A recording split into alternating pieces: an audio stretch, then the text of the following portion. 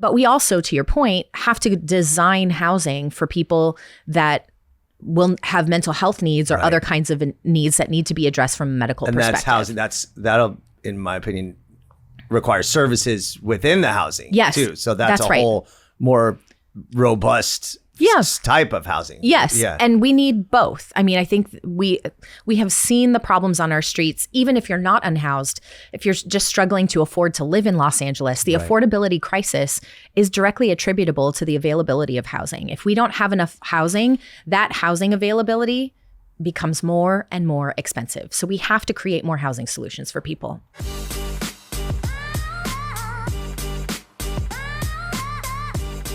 Yo, welcome to another episode of In a Minute with Evan Lovett, coming to you live from the IM studios in the heart of LA. And today we have an issue that we are going to be discussing that is right in the heart of Los Angeles. Some say it is the most important issue on people's minds. And I am honored to be here with LA County Supervisor Lindsey Horvath, who represents the 3rd District, mostly Northwest Los Angeles. Is that fair to say? It's like West LA. It's the west side and the valley mostly. More than 2 million people, though. And for those that don't know, and I haven't delved into this enough, the LA County Supervisors currently are referred to as the 5 Queens. Previously, they've been known as the 5 Kings because they were all male. They happen to be all female. But the only reason I bring that up is because they may be the most powerful decision makers in Los Angeles. Is that a fair assessment? There's a lot of power in these seats, but I don't love that term because I think our job is to bring more people in and not rule on high. Right. Okay. Either way, thank you, Supervisor Horvath, for being here. And we are going to be discussing a new motion that was passed by the Board of Supervisors that will sort of reinvent the way that Los Angeles deals with homelessness, which is an ongoing issue. Yeah. So, first of all, I do want to say thank you to our sponsor, Arto Brick. They are the specialists in renovation and restoration of historic Los Angeles landmarks and monuments, Alvera Street, Mariachi Plaza, St. Vibiana Cathedral. They're based in Gardena, manufacturing jobs. Armin, the owner, is a fantastic guy and dedicated to Los Angeles and done so much historic work for Los Angeles. So thank you, Arto Brick, for that. But Supervisor Horvath, let's jump right into it. First and foremost, LA has, at last count that I saw, 75,000 homeless people in the county, about 46,000 in the city. I did see Mayor Bass in her State of the City say that homelessness has decreased by 10%. It may or may not feel like that, depending on where you live and what that looks like. And again, this has been an ongoing issue that has sort of exploded out of control, at least especially during COVID. And the city has spent a lot of money on this problem. Yes. I saw that Los Angeles spent $2.5 billion last year, with a lot of it unaccounted for. And the main group in charge of that was LAHSA, LAHSA.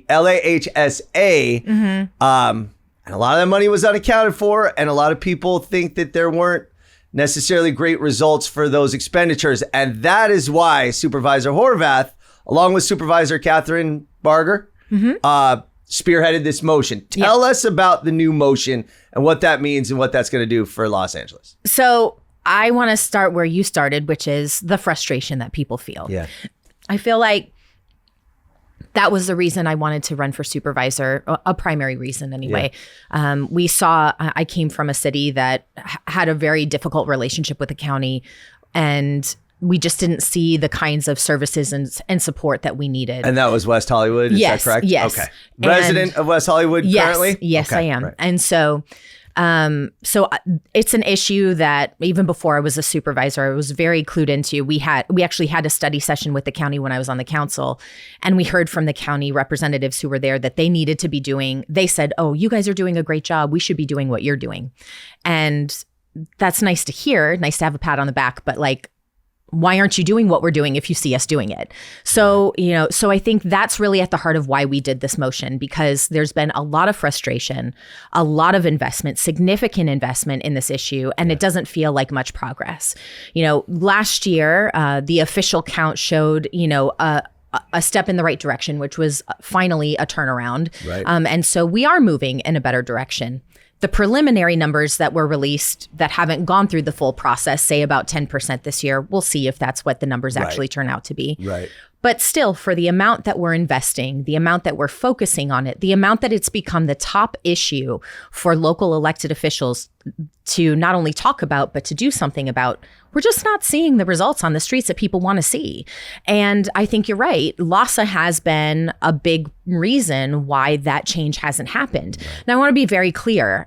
I think there are a lot of great people who work inside LAHSA. I served on the LAHSA Commission for 2 years, so I got to see it up close. Yeah. And that's why I can confidently say it is structurally deficient. It was never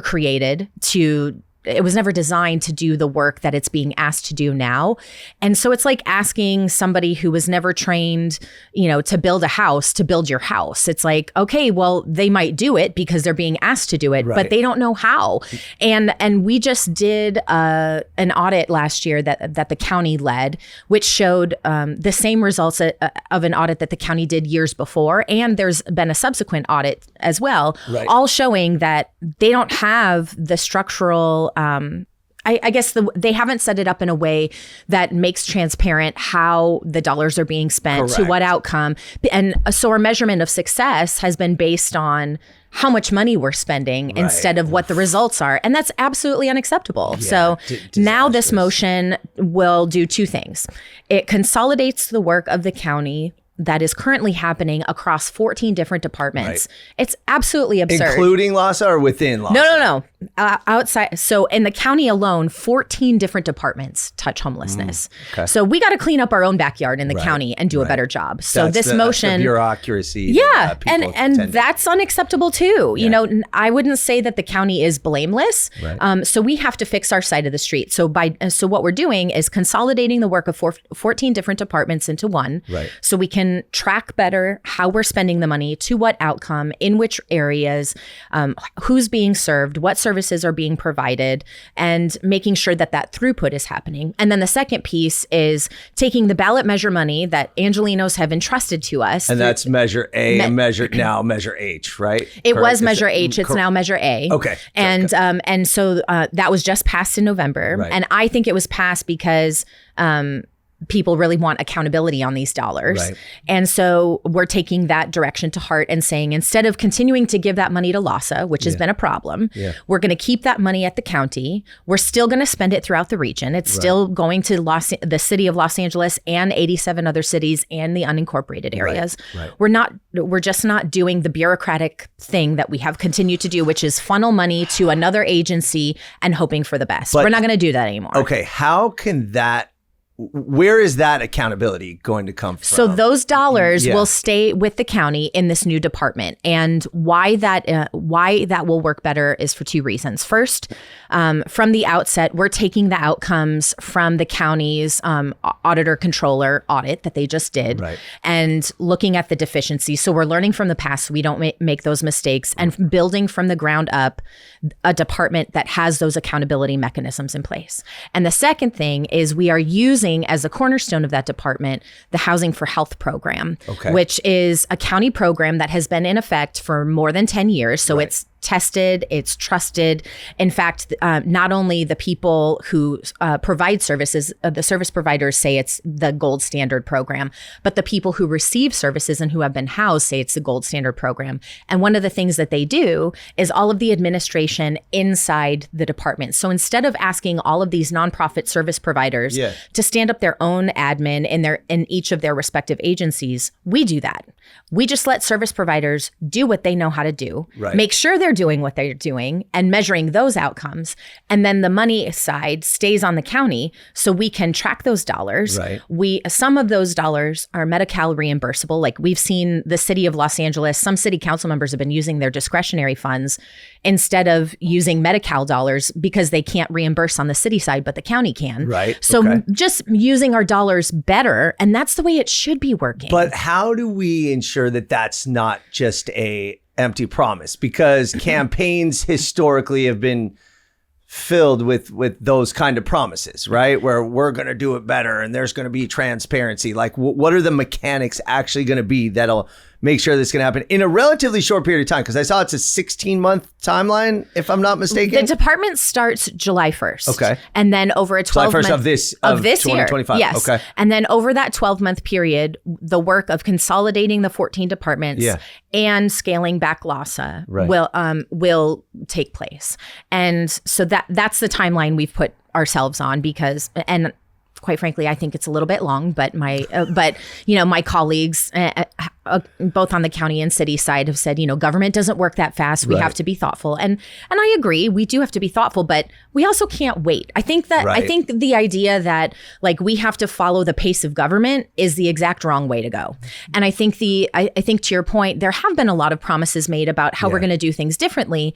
But if those promises don't come with, and we're going to fundamentally do something different in terms of how we deliver these services, we should expect the same thing. Doing the same thing over and over is the definition of insanity. True. And so we absolutely have to start from scratch and build a department that actually addresses what we're seeing on our streets. Because LAHSA was actually created out of a court decision. There's been a lot of discussion around the Alliance lawsuit, and that's actually how we got LAHSA, was from we shouldn't be going back to the courts to solve these problems. Right. This is why you elect people like me and people on the city council to roll up our sleeves and actually do the work and get it done and take responsibility for this issue. And so LAHSA has sort of been pointed to as a problem, but they were never designed to be the kind of service delivery and, the work at the scale that we're currently asking them to do. So what are the services that are going to happen? What is the new department going to be in charge of, and what are the priorities and the outcomes hopefully going to be? So Housing for Health is, as I mentioned, is a county program that really centers the person in the work that they do. Right. And their motto is whatever it takes. And so whether that person is struggling with addiction, whether they have mental illness, whether, whatever the issues might be, they center the experience of the person and they work with them to not only get them into a housing unit, because we've seen when people go into housing but don't have services, that's a problem for neighborhoods. Absolutely. And creates other challenges. Yeah. But there are some people who only need housing. And so every different experience can be addressed by the Housing for Health model. Right.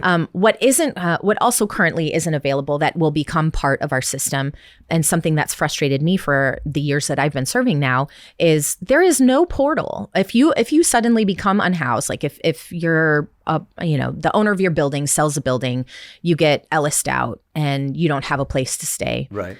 There is no website you can go to say, like, where can I stay for the next 2 weeks while I get back on my feet? Right. Like, everything that the city and county provide in Los Angeles is gate kept through a service provider. So if you don't go to a service provider for whatever reason, like maybe you don't want to say, hey, I lost my housing, and maybe you don't want to say that out loud to someone. Right. You just want to be able to find something on your own. There's no way to do that right now. So that's another thing that this department is going to do, is create a portal so people have agency in how they get themselves back on their feet for the people who can. What about people that are currently experiencing homelessness that maybe perhaps don't want to proactively find a portal, or are happy or existing in their current situation in neighborhoods that may not have a warm embrace of their situation?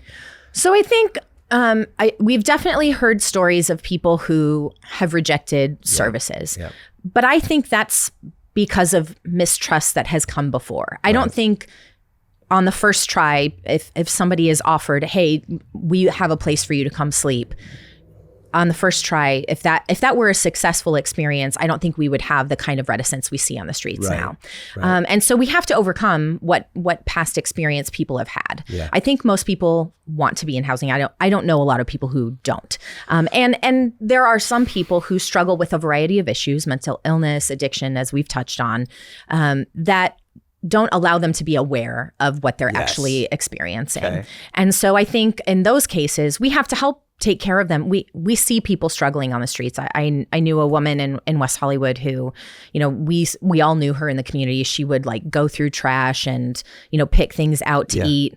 And when I was at the city, we actually went to court for her, to advocate to get her into a supportive environment. Right. And the court said that because she knew how to choose which foods would be okay for her to eat, that distinguished to them that she was capable to be on her own and able to take care of herself. And I think when I heard that, that was horrifying to me. I think that was one of the things that has really changed how I show up in this space. Like, if we're going to get sued, if we're going to go to court and have all kinds of, litigation around things, I want to be in court because we're fighting to help people, not because we're navigating that kind of thinking. Like, we have to help people get off the streets. We have to help them be supported in safe environments. And we have to let them know that they can trust that if they go inside, it's going to be a safe experience for them. So let me ask you this. A lot of the homeless or people experiencing homelessness have addiction and mental illness issues, right? Which may inhibit their outlook on services or receiving services and things like that. Again, but it still becomes an issue for the neighborhood and for the residents. How are you sort of rectifying that? Where it's like making services available is one thing, but is there a proactive movement to kind of take care of these people who may not be able to take care of themselves in their present state? Absolutely. We have to create different types of housing for the different types of needs that people have. And that's what Housing for Health does. So we would, for somebody who has, significant issues that need to be addressed from a medical perspective, we wouldn't just put them into housing units that don't have those kinds of supportive services. And the county's also standing up mental health beds and different kinds of supports to address the different kinds of needs that we're seeing. But let's be clear, that means we have to build housing. That means we have to create these spaces for people to go. And so this notion, and I think that was why I was most supportive of Measure A, not only because of the accountability piece, but Measure H only funded services. It didn't fund the creation of housing. That was passed in 2017? Yes. Is that correct? Okay. And so that measure, we saw, like, yes, people should be served on the streets. Yes, people should get help, and we shouldn't wait to get them into housing to get them help. But what that turned into was providing service on the streets for people and not really ever getting them off the streets. And I think that's why we saw a proliferation of people on the streets is we were providing them services there. So they were like, well, if we're going to get helped here, I don't need to go inside. So I think we need to, so Measure A now says, not only are we going to fund services, but we're also going to fund housing solutions. And hold on, Measure A was passed in November, and that's a half-cent increase to the sales tax? It's a quarter-cent increase, but it's a half-cent total. Okay. So the previous was a half-cent, or it was a quarter-cent, and now and so it's an additional quarter-cent for a total of a half-cent. Okay. And so now we're able to build housing or identify housing, permanent housing solutions more readily, and there's a funding stream for it to match with the services. And I think that was a missing component. And what we saw, and we saw this in the county's Pathway Home program, which is the county's version of encampment resolution. We have seen that where we really get stuck is we just don't have the availability of housing solutions for people. So they get stuck in interim housing for a long period of time because they don't have anywhere else to go. So we've started talking about, well, how do we get creative about long-term housing solutions? Are some of the interim housing solutions able to be converted into long-term since they're living there long-term? Like Project Roomkey? Is that one of those? That's one of the opportunities. But we also, to your point, have to design housing for people that will have mental health needs or other kinds of needs that need to be addressed from a medical perspective. And that's housing. That'll, in my opinion, require services within the housing too. So that's a whole more robust type of housing. And we need both. I mean, I think we have seen the problems on our streets. Even if you're not unhoused, if you're just struggling to afford to live in Los Angeles, the affordability crisis is directly attributable to the availability of housing. If we don't have enough housing, that housing availability becomes more and more expensive. So we have to create more housing solutions for people. Interesting. So housing is the root cause, in your opinion, or the main solution, let's say. Once you have more housing, you have more places to house people, and then... Well, and that's why we say it's housing for health. You know, it's housing is a key component to keeping people healthy. If, once we help stabilize them, if they go back onto the streets and just continue to cycle through, we're not actually helping anyone. That housing, that permanent housing solution is a critical component to keeping people healthy and off the streets. Can I ask you a question? With this recent streamlined housing builds of affordable housing in single family neighborhoods,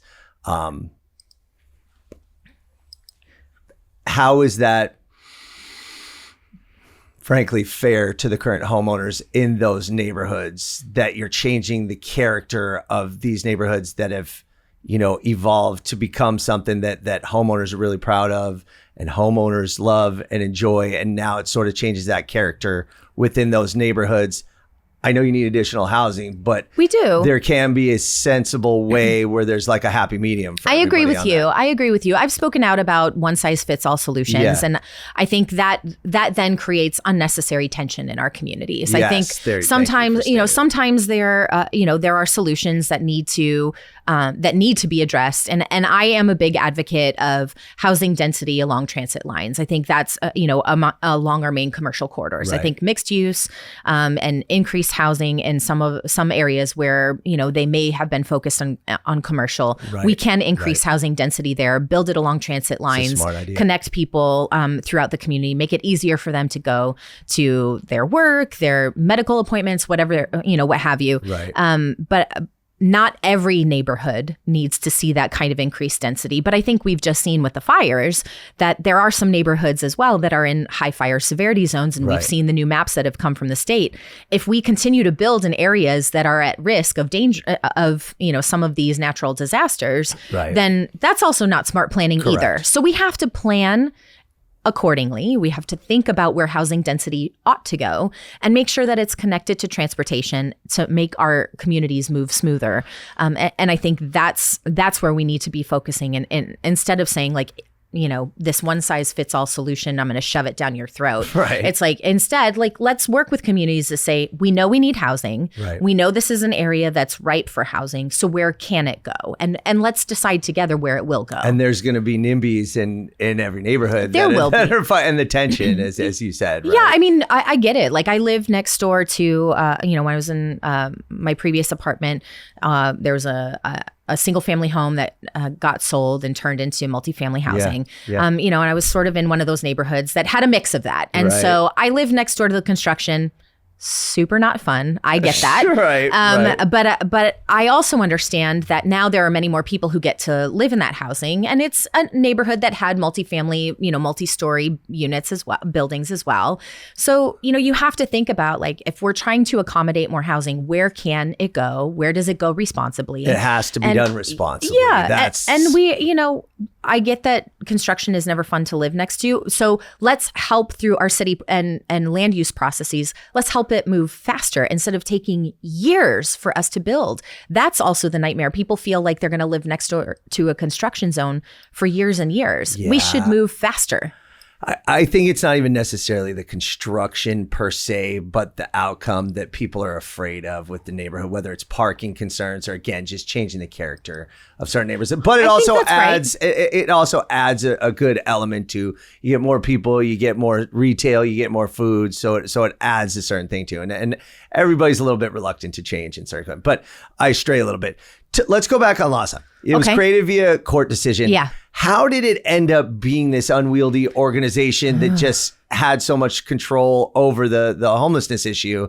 And then how is it going to be dismantled? And again, it is a relatively short period of time, governmental timeline or otherwise. So LAHSA was created out of a court decision. The city sued the county, saying that the county wasn't providing sufficient services to address street homelessness. Yeah. Sounds familiar, right? Yeah. If this were truly the solution to that problem, we would have solved it a long time ago. Correct. In fact, what it ended up being, and so then as we move forward, the federal government, in order to provide funding to local governments, said there had to be a thing called a continuum of care, a COC in each local region. And that's where the federal government provides their funding. Okay. So for Los Angeles, Long Beach has their own, there's another city that has their own, but for Los Angeles, the city of Los Angeles and all of the rest of the cities, the county in Los Angeles County, the continuum of care is now LAHSA. That became the entity that provides, all of the federal support that we get. Right. And then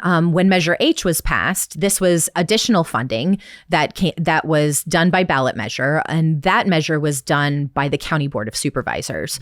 Right. That funding was for a period of 10 years. Yeah. It had an end date on it. So when it was passed, the charge was sort of go out and start spending this money to show that we need it, because in 10 years, we're going to have to make the case to say we need to continue funding it. Right. But there wasn't intentional infrastructure. There wasn't, and here's how we're going to thoughtfully stand up things inside LAHSA. It was, LAHSA was a place where accountability. Yeah, exactly. Yeah. It was a place where both the city and the county were funding a lot of contracts for service providers. Right. And so they said, okay, we're going to give you more money. So tell the service providers to scale up. Well, you have to hire people. You have to train them. You have to make sure they're the right people. And so there's no standardization of care currently. There's no, here's everything that you must do in order to be a properly trained, person that's ready to go in the system.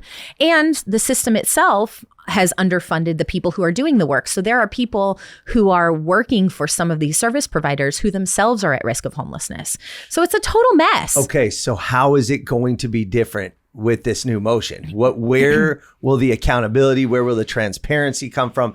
How can the residents of the County of Los Angeles look at what are the metrics and milestones going to be where people can be like, this is working, or perhaps it's not working? For me, seeing the throughput is a key component. And so what that means, to not sound like a government person, is like when the first time somebody comes to get help until they are stably housed and, we know they're going to stay off the streets. Yeah. How are we helping them move through that process and, stay the course and ultimately end up in a place where they're staying off the streets? So are they, who's being provided services and what outcomes are we seeing for that?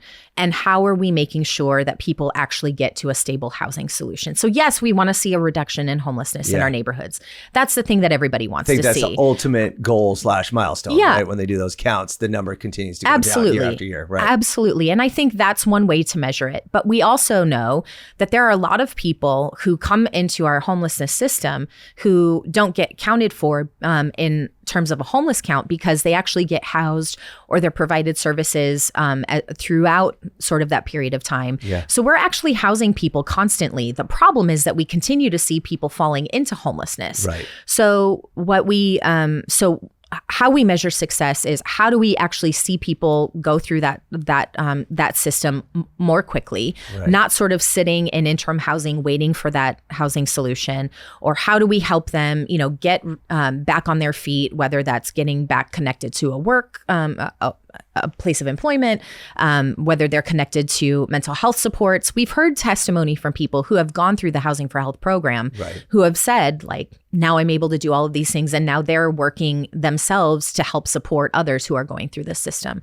This is why the auditor controller component is so important. From a financial standpoint, we need to make sure that from day one, we're tracking where dollars are going and getting regular reports on what the outcomes are. Is that going to be transparent? Is that going to be accessible by the public? Yes, it will be. We've asked for it to be presented to us at our public board meetings. Okay. We also will be providing that information to the newly created Executive Committee on Regional Homeless Alignment. Yeah. That's another place where city, county, and local cities, as well as the governor's office, has a seat on that body. Okay. And they are empowered by Measure A. If cities aren't using the dollars that they get directly, because another new thing from Measure A is cities are getting direct allocations of funding. Right. Another thing that based on what are the city's allocations? How is that determined? There's a formula that in part based on point in time count, but it's based on a variety of other things. Okay. And that formula, which was just voted on,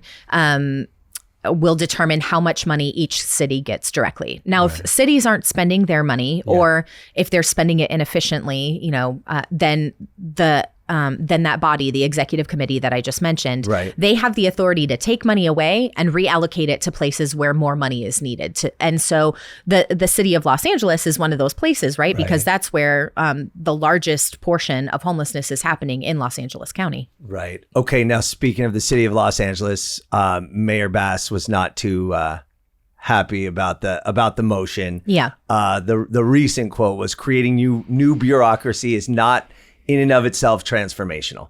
And she's been critical since the motion was first sort of floated. How is your relationship, not you personally, but I mean the new entity, the Board of Supervisors with Mayor Bass, going to affect this, or just what's going to come of that relationship? Well, this is a new department, and Right. we're excited about working with everyone who wants to work with us. Instead of doing just creating a new program on top of what has already existed, something like Inside Safe, which was created new, but I don't think anything was dismantled inside the city or inside LAHSA in order to create that program. Yeah. The county is actually saying we can't just keep doing everything else that we've been doing that hasn't been delivering results. We're going to make changes as to how we're spending those dollars in order to do something new. So in fact, this isn't more bureaucracy, it's less, because we're consolidating the work of 14 different departments into one. We're spending less on overhead and administration and more on direct service provision, which is what the city has been asking us to do. Right. And we're consolidating it into one place where people can go to track that information, as opposed to it being spread throughout a variety of different places. Now, I understand that that's frustrating, especially because the city has budget challenges. Right. And, it's $1 billion shortfall this year. That's, I feel for them. They're really going to have to work on, their financial management and I'm sure that that's an incredibly difficult task to be facing. Right. I don't think it's the responsibility of the county who is entrusted to administer these dollars from Measure A. I don't think it's our job to balance the city's budget. Right. I think it's our job to deliver services and solve the homelessness crisis.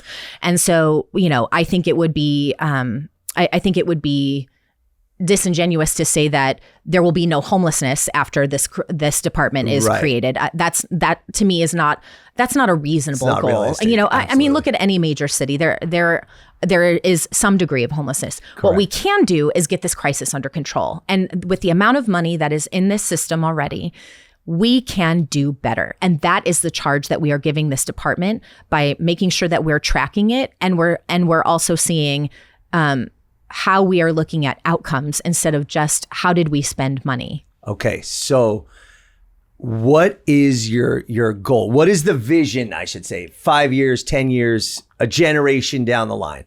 What will this motion accomplish? What will the homelessness situation look like in Los Angeles? I think long term, the goals have already been outlined. There's now a whole process through Measure A. Yeah. There's the leadership table, which was created, and that is, agencies, philanthropy, all those who are sort of day in, day out, some of our city and county departments, people who are doing that work every day. The best and brightest minds are coming together saying, here's what we believe is reasonable on this particular timeline. They showed us their goals. They brought them to the executive committee, and then the executive committee brought them to the Board of Supervisors. Yeah. So all of that has been outlined through a very public process. I was sort of critical of it, to be honest, because I said, I think it's public to us. I don't think the average person has any idea what happened. Because when you're saying committees and then board, it's like, I know. To me, yes, it's transparent, but people don't necessarily want to do that kind of research. We want to see. I want to hear what the goal is. Obviously, we're not going to eliminate homelessness. Yeah. Never can happen, never will happen. But just from a macro perspective, what does it look like in 10 years? What's the outcome? So I said at the exec, thank you for saying that, because I said at the exec committee meeting, I was like, am I the only person who thinks this? I said, I get that we all did this good work, and I'm sure that people had these meetings full of very ideas and wonderful conversation, but the average person has no idea that this happened. Right. And so they're just going to say what are you doing to move the needle so I don't experience this in my neighborhood anymore? Yes, correct. And so I think that's how we have to engage with people. And as we stand up this department, we are asking people to get involved in that process with us, to, tell us what is your experience, what is your experience? Like, what is it that you want to see solved? And, for some people, it is truly like this encampment under the freeway that I pass by every day, that I take my kids to school. That's got to go. That's their number one thing. They truly don't care if the whole system is fixed. They just want that encampment to go. Right. And I feel that, like, I get that. But I also think that, we should be making as goals, our young people who are in our foster care system are likelier to become unhoused than housed after they leave our system. Wow. That's absolutely unacceptable. So how do we do better by our young people who are counting on us as, their de facto parents to help support them to get on their feet and, and have the structured supports that they need to succeed? How are we helping older adults who in the last homeless count were increasingly falling into homelessness because of affordability? Right. That's unacceptable. You're at that late stage of life, like, your community should be supporting you and make sure that there's a place for you to safely age. So, like, those are some of the things that we should be looking at, and that I'm looking at as we stand up this new department. How do we make all of those things come together for the people we need to serve? And conceptually, yes. And I agree with that. And those are great intentions. But I do think there needs to be accountability just in the form of goals or milestones. I agree. And maybe that means tangible numbers on the homeless count. Yep. I mean, is that something that's being bandied about? Yes, that was part of the process. Okay. And so there are percentages that, I think don't sound impressive. Right. But when we're thinking about the magnitude of the problem, there are lots of different contributing factors. I think that when we stop spending so much money on administration and asking our service providers to do that administration, which isn't what they do, like, they've had to figure out how to stand up, a whole bureaucracy in and of themselves. And I think that's where people have, pointed to what they've called the homeless industrial complex. Like, I don't subscribe to that, because I think that just sort of says, like, we shouldn't be doing that work. And I think we need to be doing that work. That's the game changer. But we shouldn't be asking each of those agencies to do all of this administrative work that the county can do, especially because government should speak to itself. We should figure out how to deal with the numbers in the best way possible. We know how to do Medi-Cal reimbursement. We know how to make sure the dollars stretch farther. Let us do that piece. But we should also allow people who know how to do that service provision, who are truly trained to do it, not just like somebody with a like a clipboard and a checklist and, I talk to you, I'm done for the day. Right. That's unacceptable. There are different teams who do that, and they don't talk to each other. So I think putting all of this under one roof is going to sort of call all of that out and surface where all of our inefficiencies and redundancies exist, and how we make that work better. Sounds good. I know we're running out of time. I just have two more questions for you. So who are the people that are going to be running this, or how are those going to be selected? I realize that LAHSA, I believe the president stepped down. I don't know if that's the right position title, but the person who was running LAHSA resigned. And I feel that I read somewhere that the staff, a significant percentage of the staff is leaving. What's going to happen, with all the existing departments, the 14 different organizations that we're doing this? And who are the people that are actually going to be in charge of this one efficient department that's going to be run by the county? So the department is starting out with the Housing for Health program. And Sarah Mahan is the person who runs Housing for Health now in the county. Okay. So I know she will continue to lead that program. And the county board will have the opportunity to go through a process to hire who will ultimately be the permanent lead for the department. Okay. The LAHSA, I understand, is also going through their own process to hire someone to serve, whether as an interim CEO or I think they have to figure out what that's going to be. Yeah. LAHSA existed before Measure H was passed. Right. So what this motion does is it takes the money that came in from these ballot measures and brings that back into the county. Right. But there still will be a LAHSA. It just will be very much scaled back. Right. And I think, I know the city is also considering what they're going to do, whether they're going to start their own department or do something different as well. I think there's another way that the city and county can work together. And it requires trust. And it requires us all to embrace the fact that we're starting fresh and starting with something new. Yeah. Because leave the egos behind. Yeah. Absolutely. Because I think there is good intention. I think the mayor came in very strong on this issue. I think there are many council members who are very committed on this issue. I know my colleagues are committed. I think there's a lot of willingness. So if we get out of our own way and just say, we have this new thing and we're going to design it to address what we're seeing today. Yeah. How do we make the best investments into this department? You know, can the city work directly with the county instead of using LAHSA as this pass-through? Right. Like, let's just work together instead of being like continuing to function with this thing that hasn't helped us work better together. Yeah. What's helped us work better together is having those intentions and actually working together, being at the table together. Knowing that everybody has the same motivation, the same goals at the end. I mean, again, that's a little idyllic because, again, egos and jurisdiction, all these kind of things get in the way. But that's a good way of looking at it. Now, how come the public and local communities and regular people get involved or be involved in supporting the new motion or just overall combating the homelessness issue or helping support the progress that we're trying to make in this issue? So please reach out to my office. Yeah. We are very much, we're working on it all day, every day, making sure that how we're standing this up in the county addresses all, the various concerns that we're hearing all throughout the region. You can reach out to the Homelessness Initiative, which is an initiative in the CEO's office in the county right now. What do you mean? And what is it? So that's what it's called, the Homelessness Initiative. Okay. And so, and what they are supposed to be leading, they're one of the 14. They are supposed to be leading the efforts around homelessness inside the county. They're helping us to consolidate how we do the work inside this department. You can reach out to them directly if you prefer to go to a county department. I don't know why you would prefer that over coming to my office, but if you do, that's fine. I know that LAHSA will continue to have this conversation. I know the city is going to continue to have this conversation. There are many, the thing that I've been frustrated with, just to be blunt, is like there are too many tables and too many places where these conversations are happening. Yeah. So to answer your question, I could tell you like 5 different places where people could go. Yeah. And people don't have that kind of time, to your point. So that's why I say, just come to my office. We are consolidating all of that. I've called all 15 city council members when I was chair of the LAHSA commission. I called them all to say, like, tell me your pain points. Tell me what you want to see LAHSA doing. Help me. So like we have a good sense of what each district wants to be doing, what they want to be seeing, what their measurements of success look like.